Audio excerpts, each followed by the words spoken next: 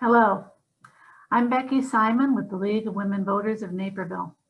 League of Women Voters is a nonpartisan organization. We do not support or oppose candidates for public office. We do take positions on issues that we have studied and where we have reached consensus.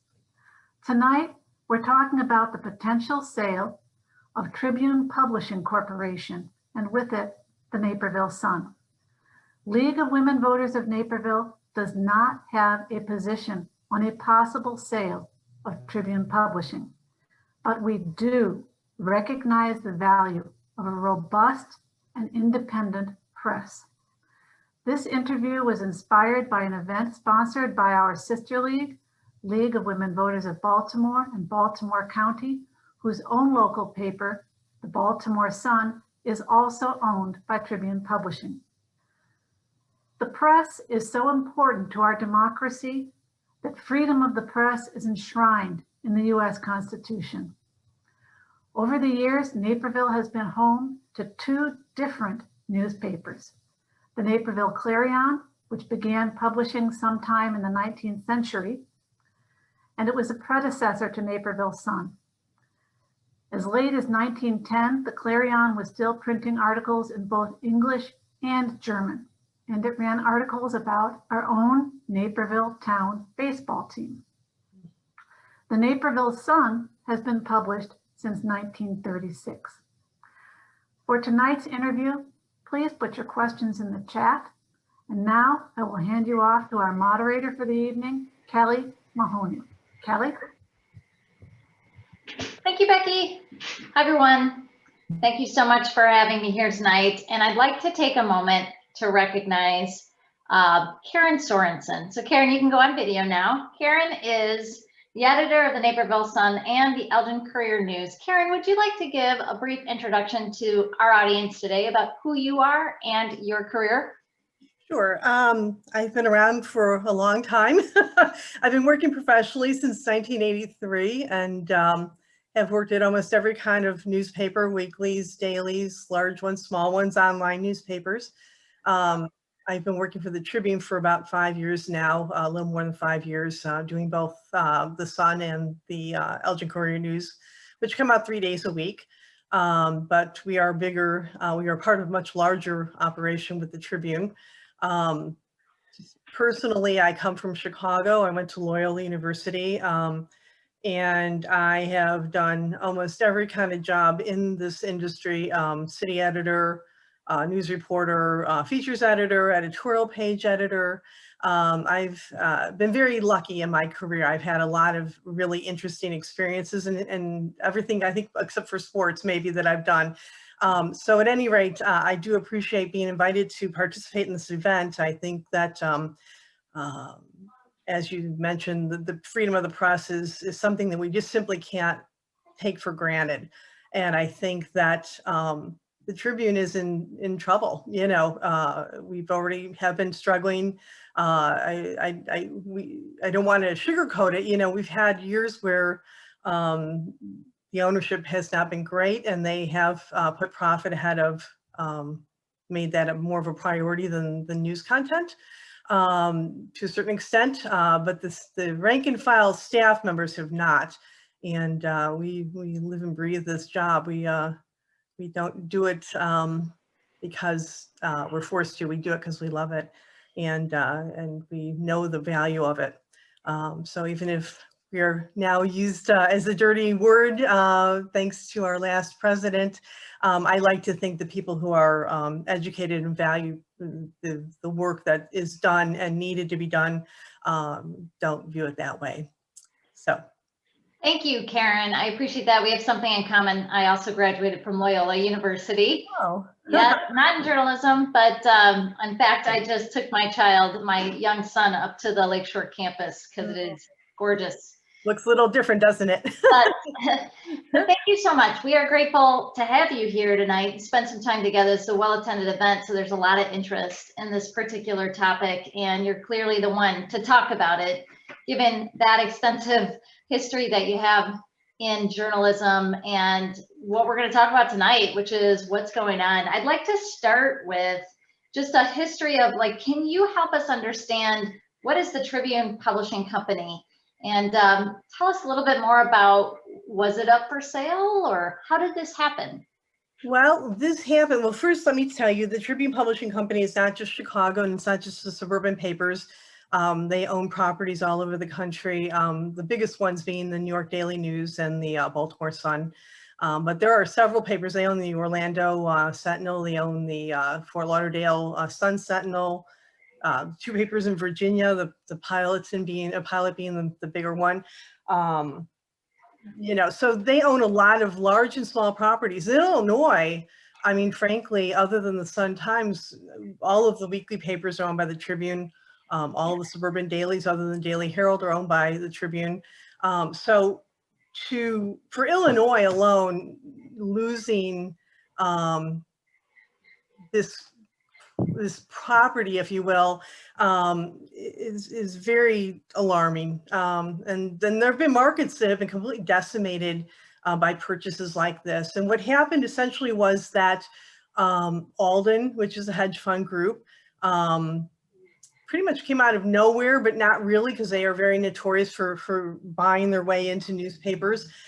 They came in and bought up about 30% of the stock that was being sold. That's pretty much how you would buy a paper. Is you have to purchase the stock, and you have to, or the stockholders have to approve the sale. So when Alden came in and bought that stock, they were poised to buy more of it and take over a larger control of the paper. That actually, just that purchase alone gave them 2 board seats. And then every time you purchase more stock, you get more authority on the board in terms of dictating what happens next.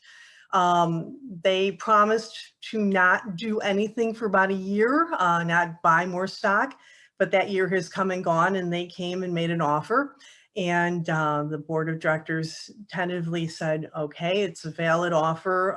You know, we have to do our due diligence.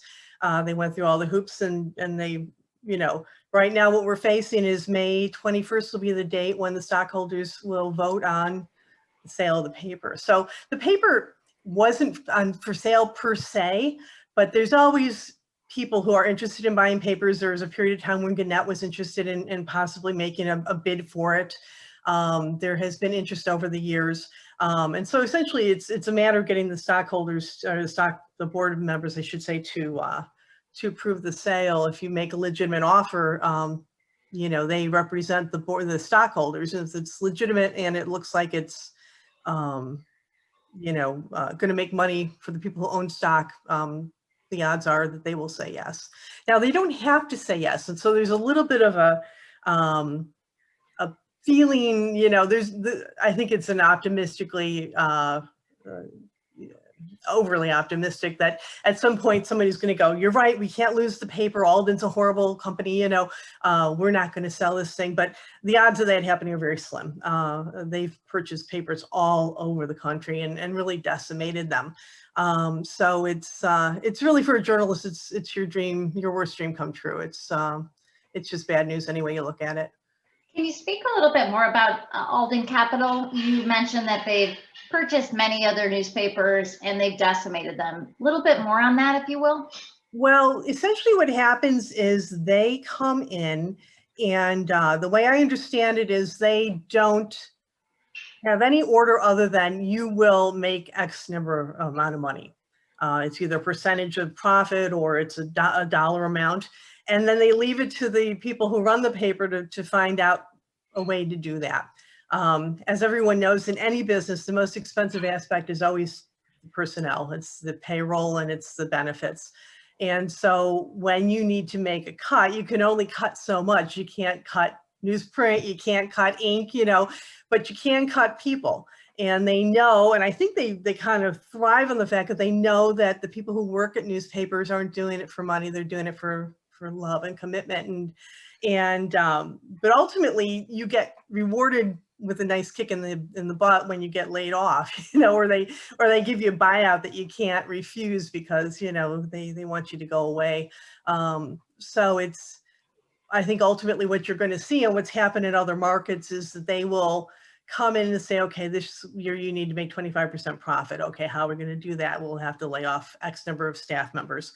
And that's not just, I'm not just talking about reporters either. There's a lot of other jobs in the newspaper industry, ad salesmen, printers, you know, there's a whole legion of people who count on the Tribune as their employment, you know, and all of those people are vulnerable to being laid off. So it's you know, and how many years can you do that? You know, I mean, the first year you lay off 20 people, and the next year you lay off 20 people. These are people who have years and years of experience. And when you throw someone like that away, all that institutional knowledge, at least in the newsroom, goes with them. And I can only speak for myself, but when you are a brand new reporter coming into a newsroom, you really rely on the people who have been there before you to show you the ropes a little bit in terms of what's happened before, how do you get this person to talk, you know, just the knowledge of previous things that you're writing about. It's invaluable to have people like that. And a lot of them become editors and they become columnists. And so that knowledge is just enriches the paper.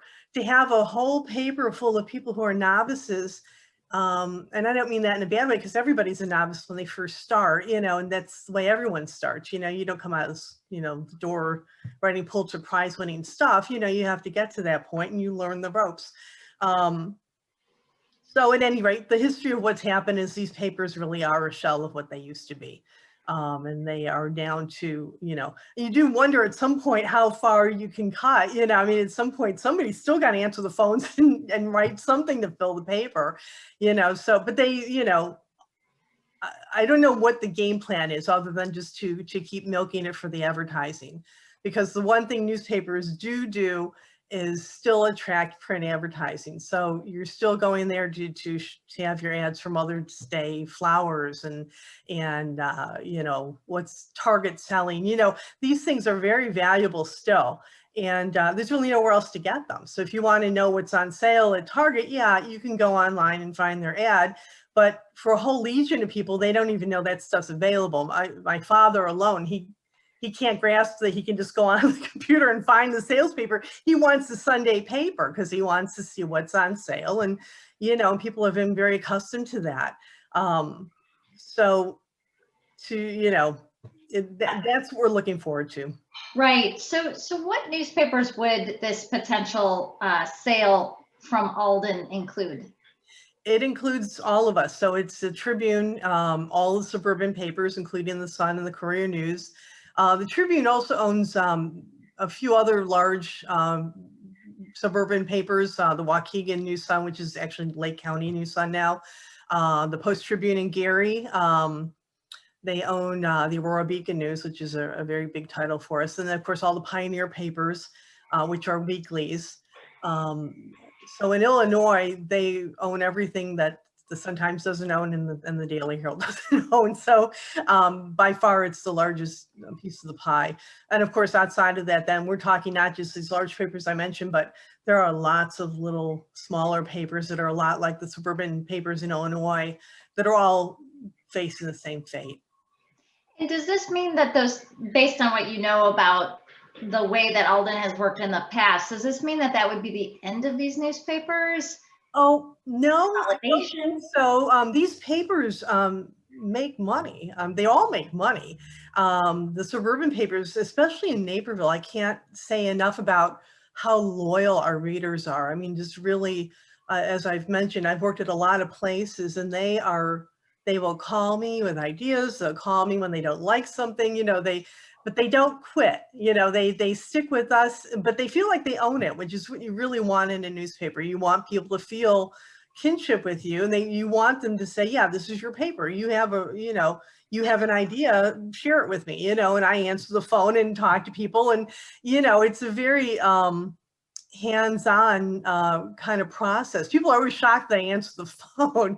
You know, they're like, "Oh my God, you're the editor." Yeah, but I'm, you know, I also am just a person and I answer the phone and I might have a higher job than a reporter, but you know, basically those people are my bread and butter and I want to, you know, talk to them. I like hearing what they have to say. So, so like I said, I don't think these suburban papers are in jeopardy per se. I think the Tribune itself is probably going to take more of the hits than we do initially. But that is not to say that eventually it's not going to come home to visit us as well. We are pretty much, you know, cut down to the bone, if you will. We've already made a lot of cuts.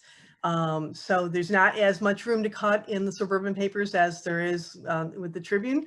But when you're talking about the Tribune, you're talking about investigative reporters, you're talking about columnists, you're talking about the guys who go cover City Hall, you know, the guys who cover the police, you know, even now, you know, we're covering so much less than we used to cover in terms of just neighborhood news, you know, in terms of things that happen, unless somebody, you know, commits a multiple murder or something, you're not getting out to the neighborhoods that I grew up in, you know. There's just not enough manpower, but they used to, you know, the papers used to be huge, you know, so we've already lost a lot, but this is only going to make it worse. And I will say that some papers are more vulnerable than others. So is the Sun going to go away? No, I don't think so. The Beacon News won't go away. I think the Elgin paper maybe is a little more vulnerable, and the weeklies might be. But it's really hard to say. I will say that all these papers are making money right now. So to a certain extent, doing this is killing the goose that lays the golden eggs. You know, I mean, it's suicide, you know, but I don't know what their end plan is, but that's the way they play. And so is it fair to say that while the newspapers may still exist, the quality of the content is really what suffers? Yes, definitely. Yeah, definitely. Understood. So can you talk a little bit about the Bayman Weiss, I hope I pronounced that correctly, that deal and what happened to that particular offer? Well, that was a real heartbreaker, I will say. Initially, the plan had been for a guy who had been in Baltimore. He had come out when the Alden deal was first made known and said, I would like to buy the Baltimore Sun. So initially there had been a deal where Alden would get all of the properties except for that paper. Then a second party came out and said, I think we should save this whole thing. And I'm going to try to make a bid to buy all of the properties, including the Baltimore Sun. And for a long time, we had a lot of faith that he was, you know, he had a lot of money himself. He was shopping around for partnerships. And ultimately he realized that his goal, which had been to really create a Tribune that would be rivaling the New York Times or the Washington Post, that was not going to be feasible. It was just too expensive. And so ultimately he pulled out of the deal. And as a result, the plans that had been in place to buy the Baltimore Sun got stuck as well. So right now the Baltimore Sun is back where it started, and it's still part of the Tribune group that's going to be sold. We still have a little bit of time, and there's still some outside hope that there will be somebody. What's happened in a lot of markets and is that people who have money realize how important newspapers are. And what happens is they emerge and they say, I'm going to buy this paper, and then I'm going to give it to a nonprofit group. And we're going to, you know, we're going to take the profit element out of the newspaper, and you're going to run it like a nonprofit, which is fantastic because it basically means that any of the profit that you're currently making gets put back into the paper. And it lets you buy more, you know, hire more reporters. It lets you have more space to fill, you know, with stories. And that's been a very successful model. So there was a lot of hope that someone, and this may still happen, will emerge and say, you know what, the Alden deal is really undervaluing the paper. And that is actually a point that the Newspaper Guild is trying to make as well, that $17.25 a share is pretty low for a paper with the history and magnitude of the Chicago Tribune, you know, and not to mention Baltimore Sun and New York Daily News. I mean, these are big papers, you know, and they have a lot of value in history, you know, so the offer is almost insulting to a certain extent, but newspapers just aren't what they, you know, people don't buy them. They don't see the value in them. People are not reading the way they used to. So they are not seen as a valuable property. But if there was a God someone will emerge. Oprah will show up and give us a boatload of money and say, here you go, off to nonprofit land you go, So, there's still an outside chance, but, at this juncture with only a handful of days left, So, I don't know if that Looking like Alden. Yeah, no, it's looking, that's great. It's looking like the Alden deal will likely go through. Yes. Now, there's a question about that deal structure again. So kind of stepping back, if you will, for a second, let's reiterate. So Alden Capital came in, purchased 30% of the shares. Yes. And then they took over, did you say 3 board seats? 2 board seats. 2 board seats. And how many total board seats? That's a question I cannot answer. I want to say a dozen maybe, but I really couldn't. I would be picking a number. I really don't know. So if two board seats represents 30%, I guess we can extrapolate from that.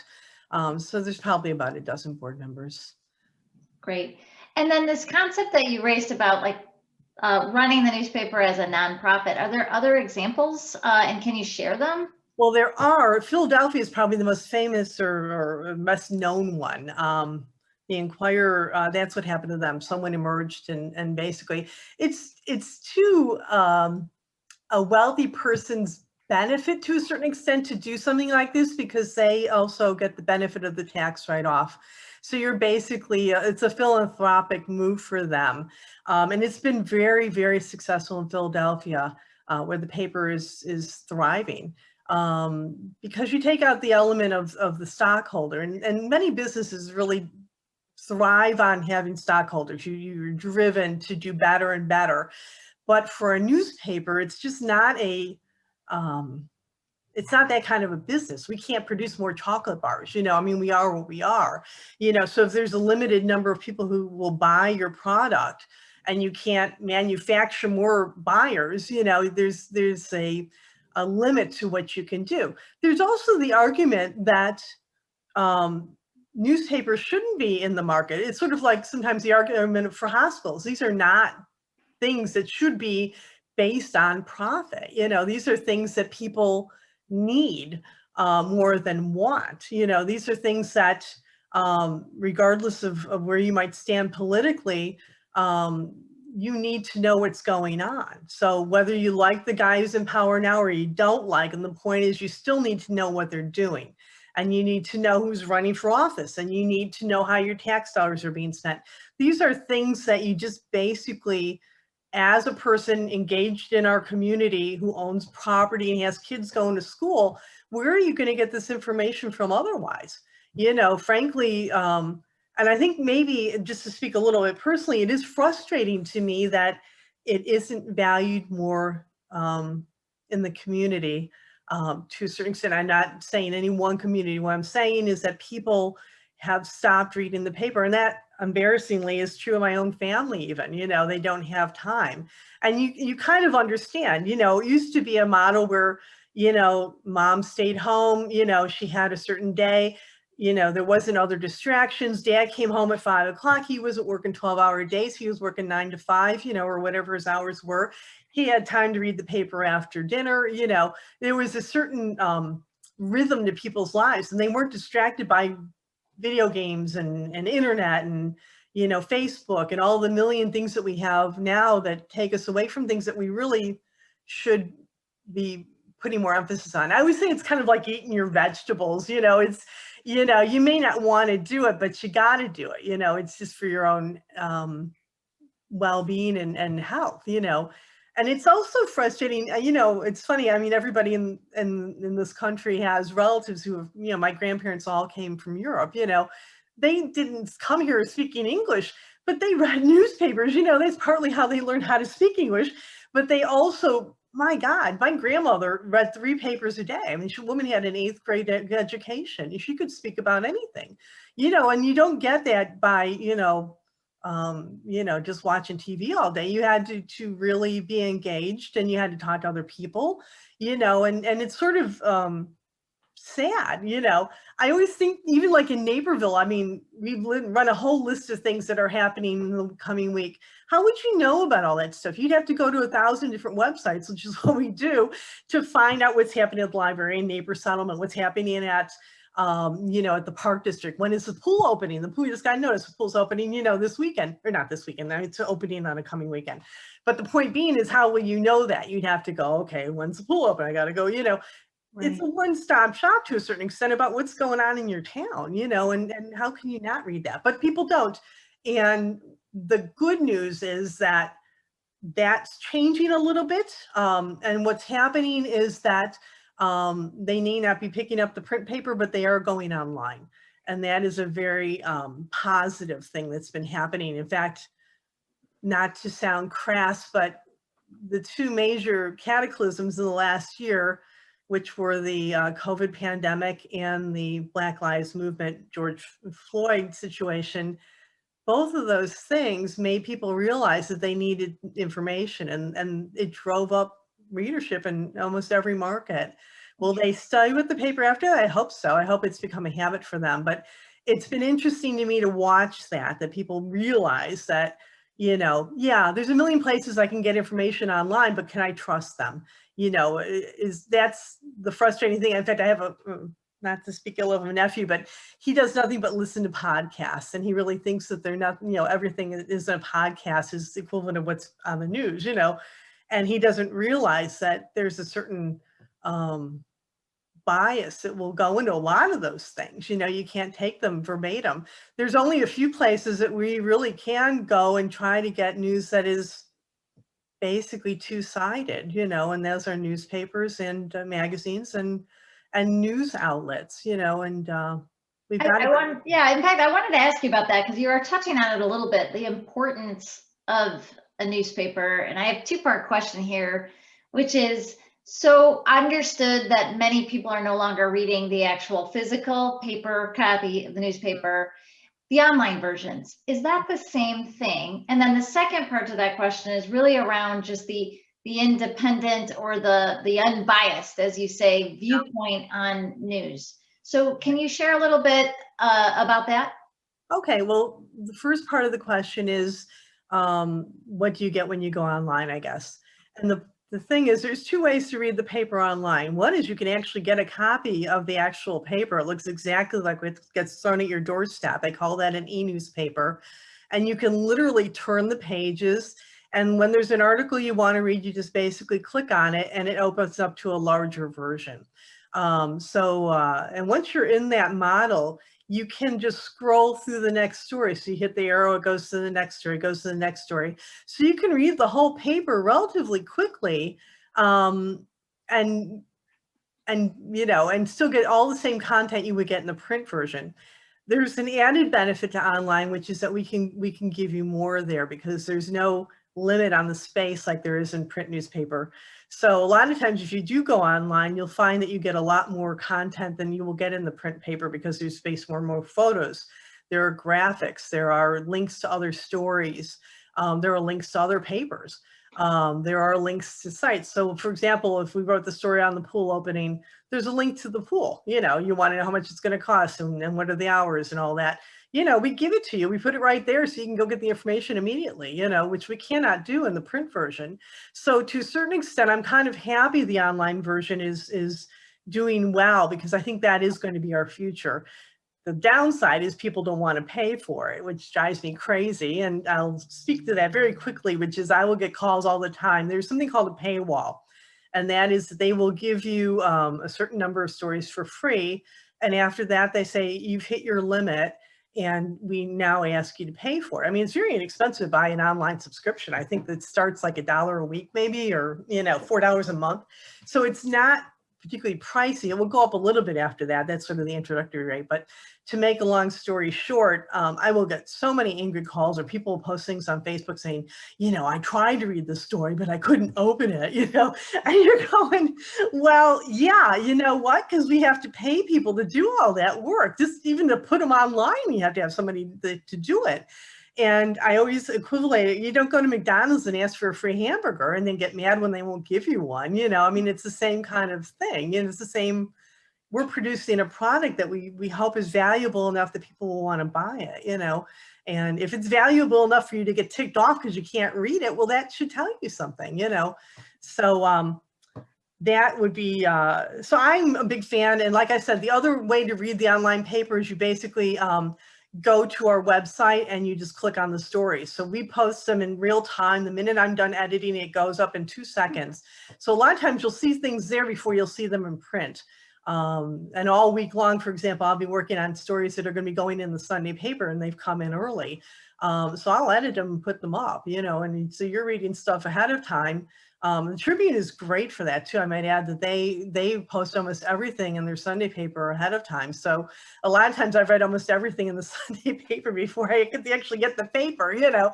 There's not everything, you know, there's always stuff that's late or it's features things I haven't read. But news-wise, you know, they don't fool around. You know, if it comes out, it's done, and, you know, they have an investigative piece, you don't have to wait till Sunday to read it. You know, it's already up, you know, and you can read it a million times before Sunday if you want. So forgive me, I've forgotten the second half of your question. Thank you. No, that was really helpful. I guess the next part of the question is really the content. And you had talked a little bit about where do you go to get your source for news. You offer a newspaper, whether that's online or in paper, offers you one-stop shop. So that's great. Right. But then you said something about just quality in terms of like transparency and unbiased.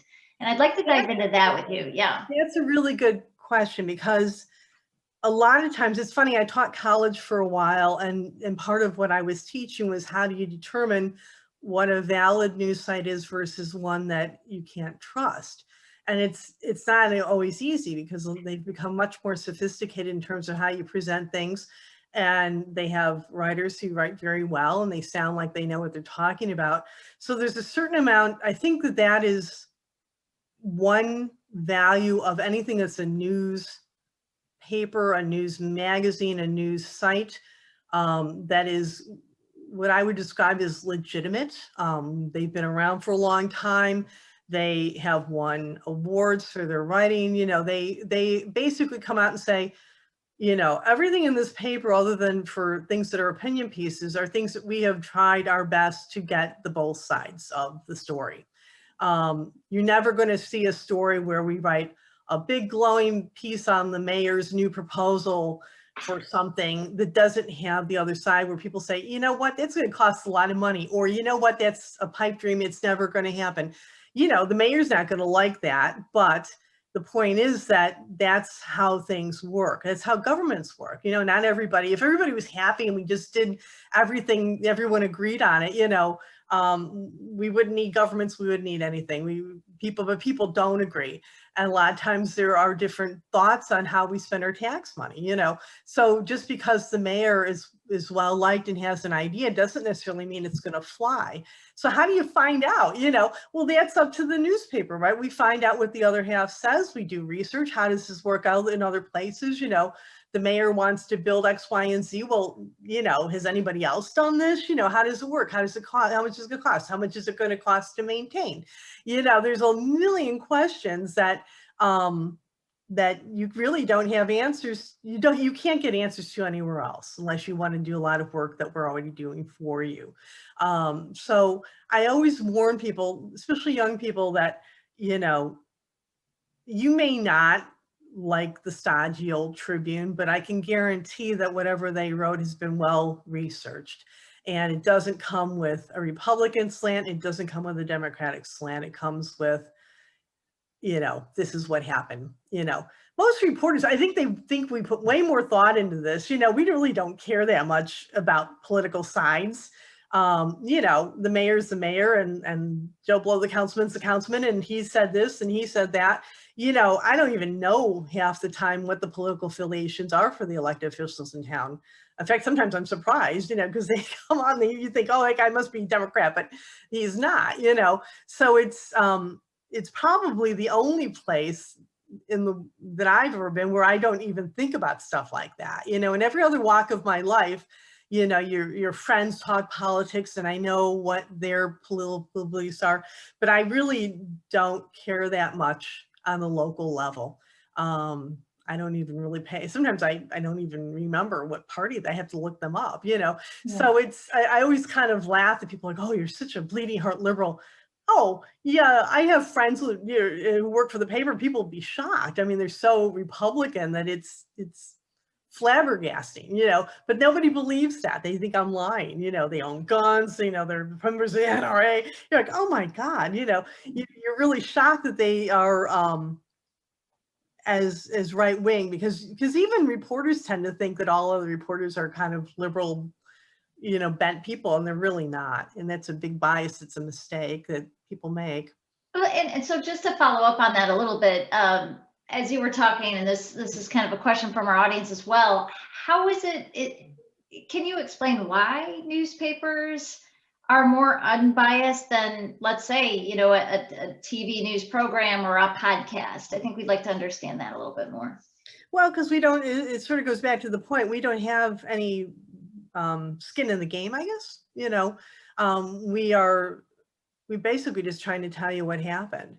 And we don't, even in cases where it's a murder trial or something, you know, and somebody's clearly done this horrible thing, you still can't go in and not present the defense for the person. You know what I mean? It's just ingrained in you that you can't. And you'll have a system that will catch you as well, because you'll send me the story as a reporter, and I'm going to read this and say, yeah, but what did this guy say? You know, you can't just give me a story that says everything's glowing and great and expect that the editor is going to let that fly, because they won't. And then there's people beyond me who are going to read that story. So I can't tell you how many times I've sent a story through and somebody will say, oh, you know, we should find out about this. And it hadn't even crossed my mind. So there's a lot of checks and balances in a newspaper that I think help ensure that both sides get told. And our readers will also keep us in check, you know, then they will call and say, why didn't you talk to this guy? Or I hope you're going to, you know, do a follow-up on this because I don't understand this thing, you know. So they will also keep us on our toes in terms of not carrying somebody's water for them, you know, and saying, you know, this is a great idea. I don't even know how I could write that. Frankly, at one point, I was working at the Daily Southtown, which is over on the south suburbs, and I got pushed into the editorial page job, which is something I had never done. And it was really hard for me to start writing editorials that had a point of view, because you are so taught not to have any opinion on anything and then get both sides. It was really difficult to even write things like, we think we ought to do this. You know, that was something I really had to learn how to do. I think the same is true for columnists. It gives you a great amount of freedom to have these different kinds of jobs where you can voice your opinion, but it's not necessarily something that naturally comes to reporters, because we have been so, you know, just beaten into submission, if you will. And, you know, I used to have reporters or people, I said, again, I taught at college, and they just couldn't understand why they couldn't put their opinion in the paper. And you know, and you just go, just don't do it. Just, I took it out. Think about why I took that out. You know, you cannot inject what you think in the paper. You know, just nobody gives a crap what you think. They want to know what happened. And also just, you know, reporters go into this for a number of reasons. You want to help people, you want to expose things, but you also are kind of, and I take this very seriously, they always call it the first draft of history. Somebody's going to read that thing that you wrote 20 years from now, wanting to know how this came to pass. And you're the guy who's writing that story for the person 20 years from now. You know, and I can't tell you how many times I've gone back. In fact, it's funny, I was talking about the Fox Valley Mall and how that ended up in Aurora, you know, and there had been a big fight, but I didn't know the history of that fight. I had to go back and look at what happened, you know, and how it was a battle between Naperville and Plainfield, or Naperville, it's Joliet. Joliet and Plainfield had a fight over the mall, and Aurora and Naperville had a fight over their mall. And weirdly, the winners ended up not being the people you expected them to be. So, I'm very conscious of the fact that we have a real obligation to anybody who's reading it now, but we also have an obligation to someone who's reading it in the future who needs to know what happened. And that's why we're so crazy about corrections. If something is wrong, I'd rather be told it's wrong and take my lumps and have to write a correction than I would just going, oh, no one will know. People will know. If it gets repeated down the road, then you've done someone a real disservice. That's another interesting consideration as you think about how the newspaper may shift with this buyout potentially, just not having a repository of history that people can reflect on in the future. Really interesting. Right.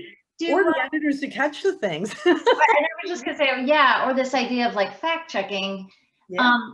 Is there any, so you spoke about just the obligation as a reporter, as a journalist. There's a lot of love here in the chat about it's not easy being a reporter today. Is there anything like procedurally that you have to uphold? Like, do facts need to be double sourced, or can you talk a little bit about that? Is there an obligation? The rule of thumb always is that you should never have a story with only one source. So that's one of the first rules, is that if you're going to write something, you need to have more than one person talking about that topic, which is pretty simple, frankly, because most things, at least government or news stories almost always require a second person to be, giving you more insight on what this means or how it's going to work. It's a little harder when you're doing like a feature story on the circus coming to town or something, who's this, my second source going to be on that, but that is probably one of the number one rules. The second rule is that you have the safety net. So as I mentioned, the reporter files a story, I read the story, my boss might read the story, the copy desk will read the story. So there's a lot of people that go through it and may find holes or may find mistakes. I will say the internet's been a God blessing for editors, because I started in a time when we barely used computers, and now fact checking so easy, and I can't tell you how many errors I catch. And this isn't things like spelling of names or yesterday, the reporter, the Jump Start program, they had it in 2 words and it's actually 1. I would not have known that if I hadn't gone and checked it. But I check all that stuff just to and there's a lot of things like, is it a street or an avenue? People who live in town are going to know that. If you put it in, it just shows that you don't know what you're talking about. So again, little things like that can do a lot of damage to a newspaper if you're not cognizant of because someone who's lived in town for 20 years knows it's Jefferson Avenue, not Jefferson Street. So if you write Jefferson Street, you right away are flagging that if you don't know that, then what else are you writing that's not correct? So it's so important to get even those really small details right, because your whole credibility is on the line. It's all you're selling, really is your credibility. If you lose that, you've lost everything. Right. Kind of back on that idea of the history and documenting it. What happens when there's a potential buyout to all the past? Well, fortunately, the papers still exist. And there have been problems. I mean, as people in Naperville will know, we went from a period where Harold White owned the paper forever, and he was wonderful. And he had tremendous, everything was saved and cataloged. And then, we were purchased by other papers, and little by little things got lost or got, put in boxes and put away, and nobody knows where it's at now. The 2 things I'm very proud of that we've done for the Sun is that when some of this was going on and we knew we weren't going to have space for all the photographs we had, for example, a lot of them went over to neighbor settlement. And we did the same thing. We have these bound books of papers. Every year there'd be a new one. I've forgotten, there's a name for them, but they're literally huge, giant books, maybe 3 feet deep, the length of a newspaper and the width, and they're bound, and you can look at every paper that we put out in a given year. And it's funny because I remember when Mayor Pradle died, for some reason I was looking through these books, and there were photos of him where he was giving somebody a ticket, when he was just a cop, this is remarkable, because, I only knew him as the mayor, and so those exist, and we also gave those to neighbor settlements. So we know, at least for the Sun, that we know where we can get that stuff if we need it.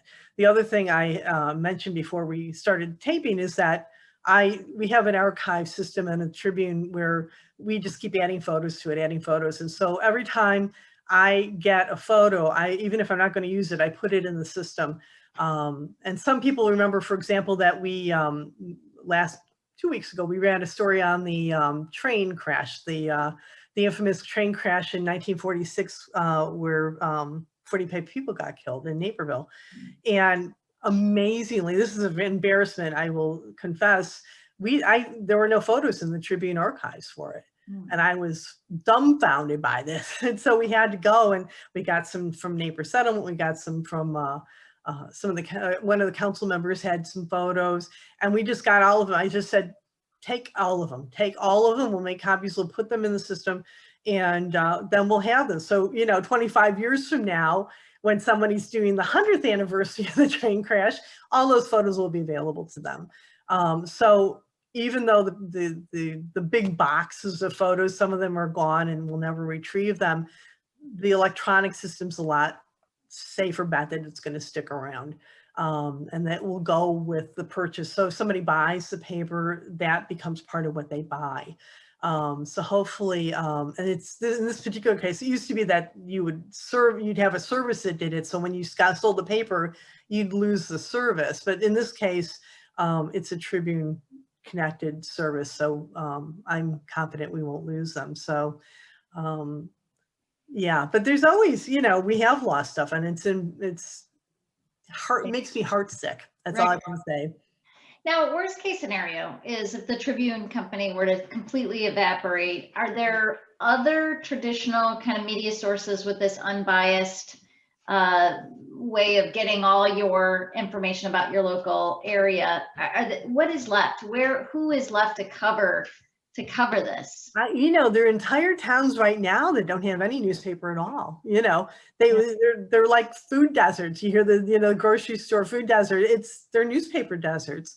Lisle is a really good example. They don't have a paper there, and they are always calling me saying, "Can you cover this? Can you cover that?" And I go, "I can't. I can barely get Naperville covered. I don't have the manpower to also cover Lisle." And I know a lot of people who live in Naperville go to Lisle. They cross through it when they're getting to the interstate. It's not like it's on Mars, but we don't have the manpower to do it. And that goes for a whole bunch of towns. Bolingbrook doesn't, well, Bolingbrook has a little paper, but for the most part, they are pretty much uncovered. Plainfield for a long time. That's just to give a little pitch. I do think that eventually, I hope, when we go electronic, that we can start covering some of these towns. Now, I worked for a long time for AOL, and they had a product called Patch. Patch still exists, but Patch, when I was working for them, was really, you had one town and you just covered the hell out of that town. So my first town was Plainfield, and my second town was Joliet. And you just covered everything from beginning to end. It was all the minutia of the town. It didn't have to have a certain, and people loved it. I mean, I can't tell you how much it just thrived. I mean, those two towns in particular, people would, I never had the experience like that where people felt very much like they could talk to you and they call you up and, "Did you write about this?" I think that grassroots journalism is going to have to happen again. I think that at some point there's not going to be anywhere to get this stuff, and people need to know, and they don't have time to be going and looking up 1,000 things. So what's happening at the library, what's happening in the Park District, you need a one-stop shop for things that you need to know about where you live. And I hope that at some point that will be what journalism kind of migrates into. You'll have the big papers that cover the big stuff and then do the heavy lifting in terms of investigative reporting. But then you have a lot of these smaller papers that will give you the nuts and bolts of where you live. And they also can do investigative reporting, because it's not to preclude that. But, it's right now, though, I feel horrible. I mean, there's so many towns, that just don't have anything at all. And you do wonder how people, get their news. Yeah. But, Is advertising too. I will just put a little thing out there that we did try to start a patch paper in Bolingbrook, and it just wouldn't fly because the advertisers wouldn't take ads. So that's the other thing that you know, it's a two-pronged thing. You need people to buy the paper and you need people to take the ads. And if those, you know, it's not very expensive, but and it was amazing. I'll just say one more thing about the online thing, which is that every time in my paper, I always say, if you take an ad, put a coupon in, because that will tell you if people are reading it or not. So somebody said, you know, free donut or something, you know, and they had 10 billion people come in with these little printouts from the paper, you know, it wasn't online. You had to print it out and they got a free donut. I said, power of the press, you know, that's the kind of stuff you don't realize how many people you're hitting, even with these little tiny ads. It was, I mean, the ad was like 2 inches deep and a little thing at the bottom saying free donut if you bring this in, and it worked like crazy. So, you know, I'm optimistic. I'm always optimistic that these kinds of things, somebody's going to find them and discover them. One thing I'll plug right now is there's a thing in Chicago called the Chicago Block Club, and they cover neighborhood by neighborhood. So I can go on there. I grew up in the Portage Park neighborhood in Chicago, and I can find out all sorts of stuff about where I used to live. You know, they cover it really, really well. And it's fantastic. You know, I don't live there anymore, but I'm still interested, you know, and that kind of stuff, people love it. It's really doing well. So I do think there is a market for that. But, you know, you've got these Alden groups coming in, and it is, you know, it's very frustrating because we're never going to get to that point with somebody just sucking all the money out of a paper. And is Patch the same thing as Patch.com when you were describing? It still exists, but it's, and I'm not meaning to disparage it, but it's sort of a little bit of a shell of what it had been. AOL sold it. It was also bought by a hedge fund company. And I don't know if they still own it. I've kind of lost track of Patch, but they do still exist. And they're very good for local stuff. Like, you know, they run a lot of little police things and a lot of little, they do a lot of rewrites on press releases and things. You know, they do have some reporting as well, but it's not the nuts and bolts newspaper it had been. Right. So right. It's important. Couple questions from the audience, just specific to like online, and maybe if we're moving more towards like an online business, is that one way to help the bottom line and to keep, you know, the benefits that you described of the newspaper going for a little bit longer? Yeah, I hope so.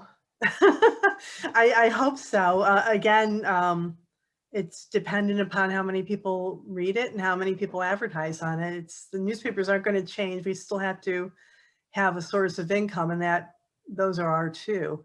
So like I said, I've been very heartened that those numbers are going up a lot.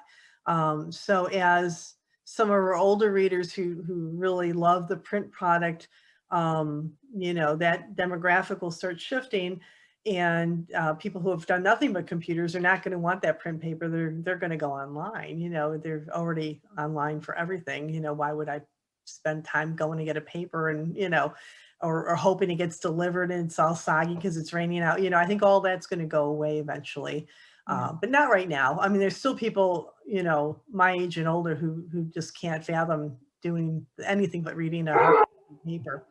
So sorry, we were doing so good. I like my dog in the other room because I was afraid he'd do that.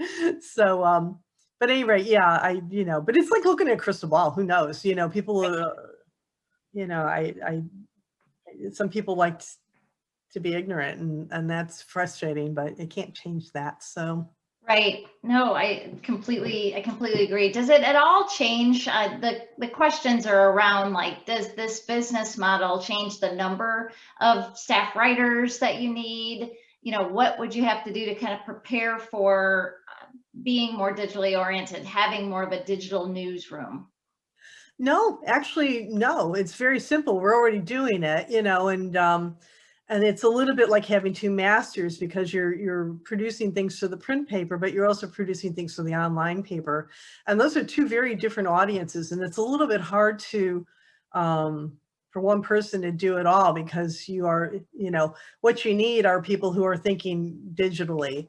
And that's the one thing, if I had someone, you know, I'd have someone who did nothing but graphics, or I'd have someone who did nothing but data research, you know, and in fact, there was a very interesting story. in today's Tribune. I was frustrated because the graphic didn't go with it, about how the numbers of people attending junior colleges are dropping like crazy, and they can't quite figure out why. Part of it's pandemic and people don't like doing online classes. But there's sort of they don't really understand partly why the numbers are dropping off, because it's still the cheapest way to go to college or start going to college. And that kind of stuff, when you can compare all the schools in our area, Joliet and DOC, and Elgin has a junior college, there's a ton in Chicago, and you see how those numbers match up and who's got a lot of people going and who's, I mean, DuPage, College of DuPage, I'd call DOC-COD. I think they lost like 15%, you know, they're down by 15% enrollment. And that's a big chunk of people, you know, and you don't, you know, so again, you can explore that a lot more if you have data that you can just give people, you know, you don't have to write it, you can just show them. And I think that is one big benefit of online, is that you can just put a lot more stuff out there that people can just, you know, digest themselves. You don't have to be the middleman. They can read it and draw their own conclusions, which I think is fantastic. Same thing with photos. You have tons and tons of photos on there, videos, you know, there's just so much more freedom that doesn't require a ton of manpower, but you do need to have someone who's focused on that particular task. So you can't, I'm doing online, I'm doing print, you know, you're doing, you know, you're talking to reporters. I don't have time to be thinking all the time, like, you know, what videos do we need? What photos do we need? You know, that's the kind of stuff that I think we'll start seeing, you know, more of it. I hope we can afford. So, oops, I lost the volume. Thank you. I would just encourage, if there are any other questions that you have, please go ahead and put them in either the chat or the Q&A. Both are working and I'm kind of monitoring them. I have a really great question that I want to make sure I ask you from someone on the line here who is an aspiring journalist. Oh, okay. Yes. Good. And, you know, she asks, what can she expect? Essentially, she's hearing all of this. She's hearing there's no more money in journalism. And do you have any words of wisdom that you can impart upon her? Oh, this is the hardest question to answer. And I get it a lot because there's so many kids who, they love journalism, you know, and they love the idea of, you know, once you get hooked, it's like being an actor. I mean, once you get hooked on it, you can't imagine doing anything else, you know? And so it's really hard for me to say, I don't know if there's going to be a job for you when you come out of college. You know, when I came out of college, there were tons of jobs, you know, I mean, you had to go downstate maybe and start with a small paper, but, you know, you could work your way up to the big paper, you know. That has all changed. I mean, a lot of those papers are gone now, you know. So I hate to be negative, but I think anybody who is in journalism now needs to come out of school realizing that there may not be a job. You may have to create your own job. You may need to create your own website, you know, but is the same thing as starting a new newspaper online, right? You need money, you need resources, you need staff, you know. There's a large market for what they call freelance writers, who don't necessarily work for a newspaper or magazine per se, but they get hired by the assignment, which is great, except that you don't get any benefits and you don't get a steady salary. So you go, and I did that for a while. I've been laid off twice now from different newspapers, so I had to switch over to freelance writing, and it's a hard way to make money. It's very hard, and because you're literally working for $100 here and $50 there, and you're hoping to God they give you a story next week, and you know, you're trying to work for magazines, but they only come out once a month, you know, and it's rough. And not to speak politics, but a lot of people are working for insurance, and if you didn't have that concern, if there was some safety net where you could get insurance and not have to worry about that, it'd be much easier to be a freelance writer. So I don't know. I'm not going to sugarcoat it. I'm glad I'm not coming out of school right now. But we need journalists, you know, we need people who know how to do this kind of stuff. And you can't just, everybody's like, oh, I'm a journalist, I'm just going to write a blog. You know, No, that doesn't make you a journalist. I had to learn a lot. I didn't come out of school really even knowing how to do this. I had to learn a lot of stuff. Those first few years were really hard, and you had the benefit of editors who helped you, and said, don't do this, and you learn from them.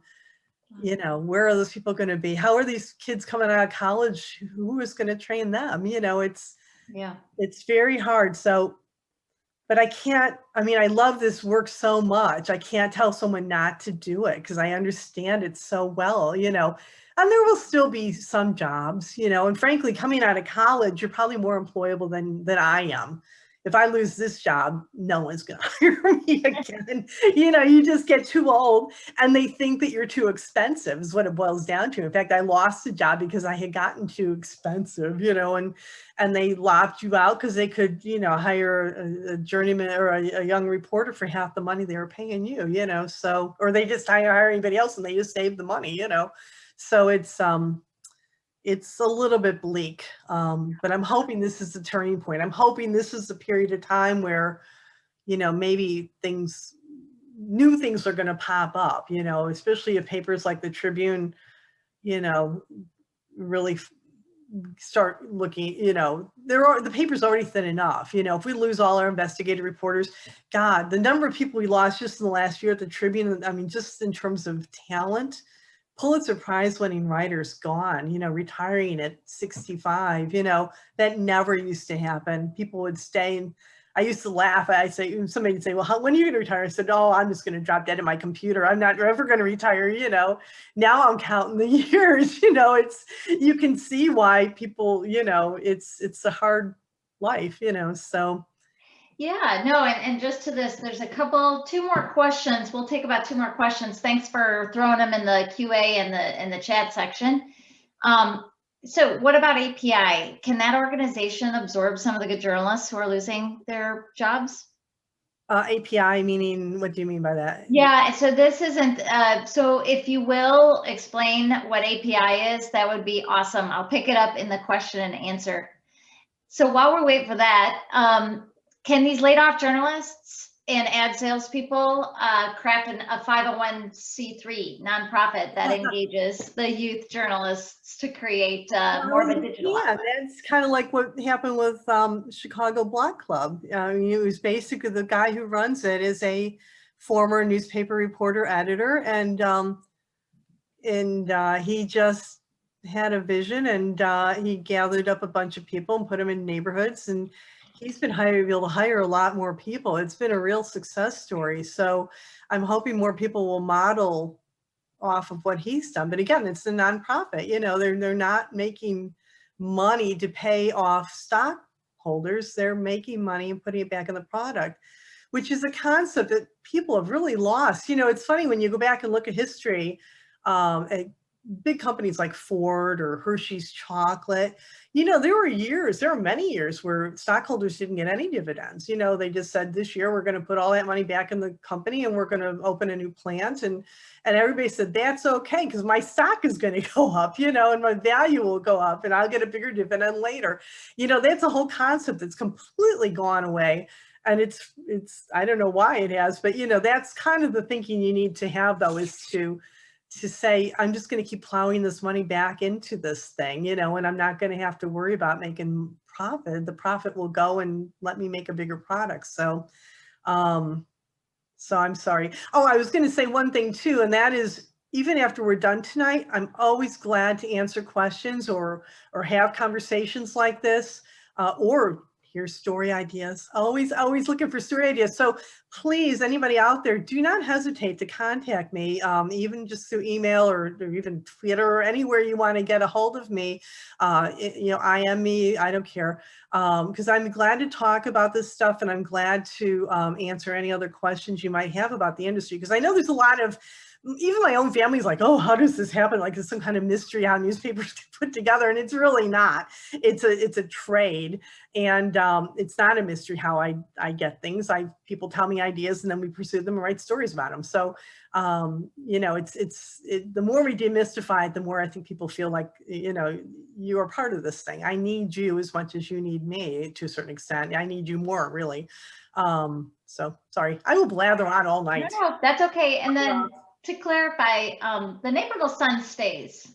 That is not a part of the Tribune. So we still. No, it's part of the Tribune company.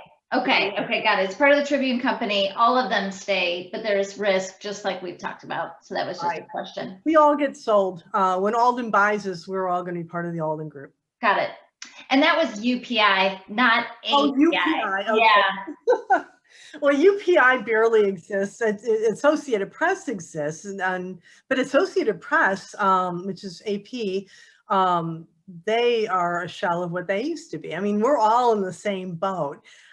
So they used to have reporters, just like a Tribune. We had reporters, they had bureaus all over the world. You know, if you got an AP job, you were set for life. You know, that was a job, you know, you could go all over the planet and cover things, you know. Now, a lot of what they do is they'll cover Springfield, they'll cover Chicago, but they will take a lot of the stories we write and just rewrite them and credit us, you know, and say, well, the Naperville Sun said X, Y, and Z, and that goes out as an AP story, you know. So I don't think AP is going anywhere because it gives content to all the papers that are out there, but it is not what it used to be. And there's not like a billion jobs for AP. It's not like, you know, they're swimming in reporters and they're tripping over each other. It's not like that at all. It used to be like that. It used to be like that for me too. I worked in a paper in Peoria, and I mean, we must have had 50 reporters in the newsroom. I mean, they're just everywhere, you know. I mean, now, you know, I've got 2 reporters, you know, it's insane how it's changed. Right, So. right. Well, listen, I want to say, first of all, thank you very, very much for your time. We're gonna close here. We have one parting comment though that we'd like for you to address, which is, how does our constituent base that's here, how do they contact you either for support or even for just story ideas? What would be the best way to contact you? Well, it's really easy to get a hold of me. My address, my email and my phone number are in the paper on page 2 every day. And we have a website, it's napersun.com. And at the top, there's a contact us box. And all the information, every reporter, my numbers, sports editor, everybody, advertising, obituaries, there's a whole list of people. So whatever you need, you can get the phone number there and the email. I answer the phone, I answer email, I answer Twitter.